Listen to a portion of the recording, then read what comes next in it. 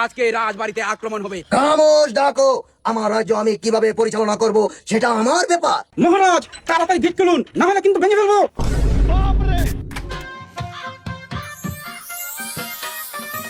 খেয়েছি প্রেমের শরাব, আচ্ছা আমার কিসের অভাব? বাংলা রাজা আমি সেজে গেছি।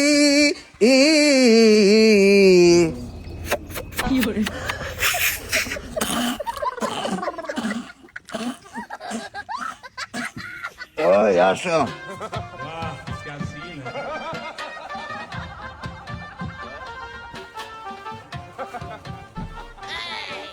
মুস্তাকি মাফ করবেন জাহাপনা, আপনি এই রাজ্যের রাজা হয়ে আপনিই খাচ্ছেন ডাবা। সেনাপতি অল্প, আদেশ করুন মহারাজ। আজ আমি আপনাদেরকে শোনাবো একটি ভালোবাসার গল্প। তবে তাই হোক মহারাজ। আমাদের রাজধানী ছিল ঢাকা, সেখানে বসত করিতাম আমি একা। হঠাৎ করেই দেখা পেলাম এক মহারানী, তাকে বিবাহ করে আমার রাজপ্রাসাদে এনে দেখি সে মহারানী ছিল না, সে ছিল একটা চুতমা রানী।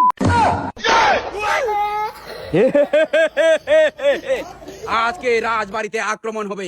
এই গুড়াগুলা কোথায়? ওইখানে আসো। আমার সোনা দানা জহর নিয়ে পালিয়ে গেল, তারপর থেকে আমার ডাবা খাওয়া শুরু হলো। কি ব্যাপার সেনাপতি, বাইরে এত চিৎকার চেঁচামেচি কেন? চলুন দেখে আসি।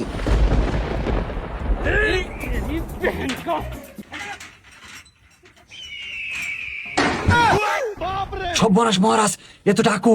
মহারাজ তাড়াতাড়ি গেট খুলুন, না হলে কিন্তু ভেঙে ফেলবো।